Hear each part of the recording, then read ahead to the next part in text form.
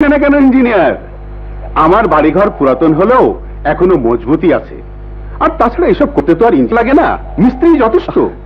আমি বাড়িঘর মেরামত করতে আসিনি মৃধা সাহেব, আমার টিনের ঘর আর ভিটাটুকু বাঁচাতে এসেছি। আমি আপনার সব পাওনা শোধ করে দেব, সব। শুধু কিছু সময় চাই। সময়েরই অভাব। সময় অনেক দিয়েছি, আর তো দিতে পারবো না। এটুকু আপনাকে পারতে হবে মৃধা সাহেব, দোহাই আপনার, আমার রাজাকে এভাবে সর্বশান্ত করবেন না। আমি তোমার মনের অবস্থা বুঝি। রাজা তোমার জন্য অনেক করেছে, তোমারও কিছু করা উচিত, নইলে লোকে যে তোমাকে বেঈমান বলবে। মৃধা সাহেব, আর এই অপবাদ যাতে তোমাকে মাথা পেতে না নিতে হয়, সেই জন্য তোমার সামনে একটি পথই খোলা আছে। বলুন, বলুন আমাকে কি করতে হবে? আমার বোনকে বিয়ে করতে হবে। আপনি কি বলছেন? হ্যাঁ, এই একটি মাত্র শর্ত পূরণ করলে তুমি তোমার বন্ধুকে এই বিপদ থেকে বাঁচাতে পারো। বিপদই তো বন্ধুর পরিচয়। সাঁতার জানতি না, পদ্মা টেনে নিচ্ছিল, ঝাঁপিয়ে পড়ে টেনে তুললাম। তুই যদি ডুবে পড়তি, তাহলে আমি মরে যেতাম। ঠিক আছে,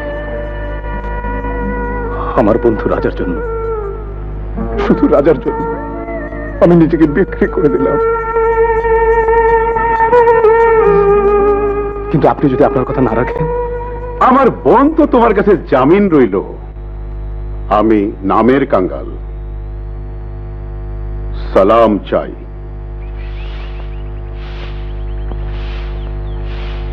জয়, নামো, পড়ে গিয়ে ব্যথা পাবে। ফিরোজ কোথায় শানু? সেই কখন আসছে বলে বেরিয়ে গেল, এখনো ফেরার নাম নেই। কিন্তু ওকে যে কথাটা এখনো বলা হয়নি, হাতেও সময় নেই। আমার ভয় করছে শানু। ভয়? ভয় কি গো? এত বড় ছেলেকে বাঘ ভালুকে খাবে না, এসে পড়বে। তাছাড়া তুমি আবার কাউকে ভয় পাও নাকি? পাই, অদৃষ্টকে ভয় পাই। অদৃষ্ট বড় ভয়ঙ্কর জিনিস, কাউকে ছেড়ে কথা কয় না। কে কে ওখানে?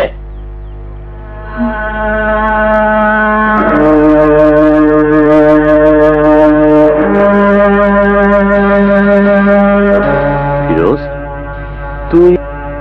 তোর বেশ কেন? সঙ্গে ওকে? তুই কাকে নিয়ে এসেছিস? লতিফ মৃধার একমাত্র বোন আলেয়া।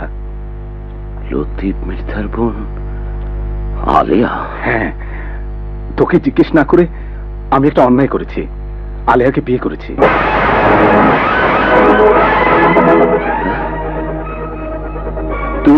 তুই বিয়ে করেছিস? হ্যাঁ, তুই রাগ করিসনি তো? রাগ করবো কেন? এ তো সুখবর, আনন্দের খবর। কই গো, এসো, ফিরোজ বউ নিয়ে এসেছে। আরে হা করে দেখছো কি? ঘরে তোলো। নাসিমা কই? হ্যাঁ, নাসিমা লজ্জা পাচ্ছে। আরে লজ্জার কি আছে, এ তো আনন্দের ব্যাপার। এই যে জয়, তোর ফুপুকে ডাক, দেখছিস না তোর নতুন চাচি এসেছে? আরে জন্ম, মৃত্যু, বিবাহ, এ সব তো উপরওয়ালার হাতে। এতে তো আর কারো হাত নেই। ফিরোজ ইঞ্জিনিয়ার, শিক্ষিত ছেলে, ওর নজর তো উপরের দিকে থাকবেই। আর তাছাড়া ওকে তো আমরা কখনো বলিনি নাসিমার সঙ্গে ওর বিয়ে দেব। ওর মতো ছেলে আমার মতো চাষা ভুষার বোনকে বিয়ে করবি বা কেন? ও যা করেছে ঠিকই করেছে, তাই না বউ? রাজা, এ কথা তো তুই আমাকে আগে কখনো বলিসনি। বাবা, ফুপু দরজা খুলছে না। নাসিমা, নাসিমা, নাসিমা, দরজা খোল। নাসু,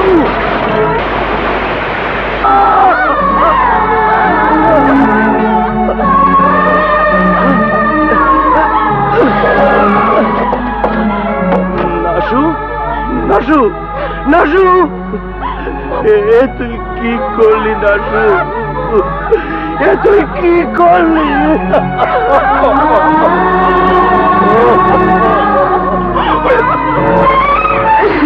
নিমক হারাম, বেঈমান, এত বড় সাহস তোর! আমার শত্রুর সাথে হাত মিলিয়ে আমাকে বউ দেখাতে এসেছিস। আমার ছোট বোন সেই আঘাত সহ্য করতে না পেরে আত্মহত্যা করেছে। রাজা, আমার কথা শোন ভাই। নাসিমা তোর বোন, আমার কি পর? খবরদার!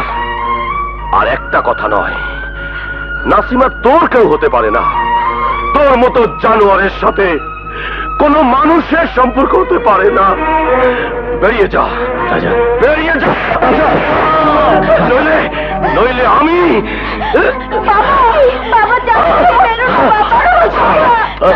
তুমি কি করছো?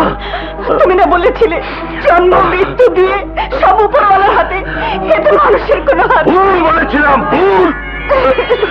মানুষের হাত আছে, নইলে আমার আদরের বোনটা মরে গেল কেন? কার জন্যে?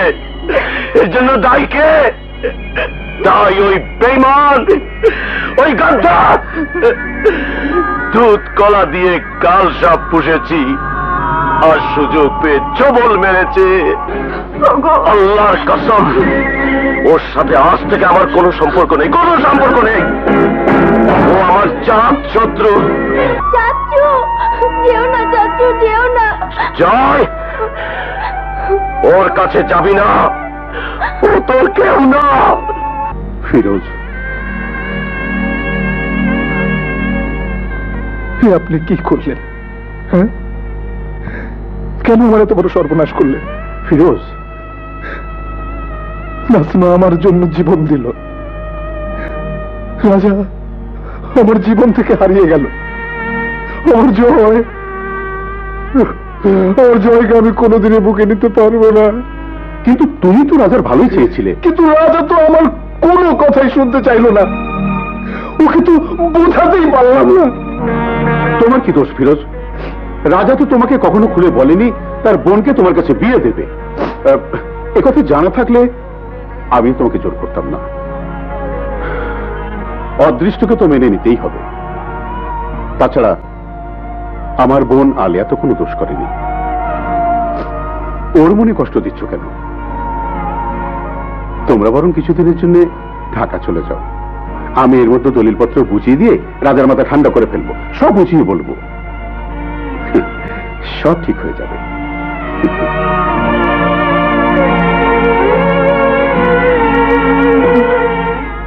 সব ঠিক হয়ে যাবে।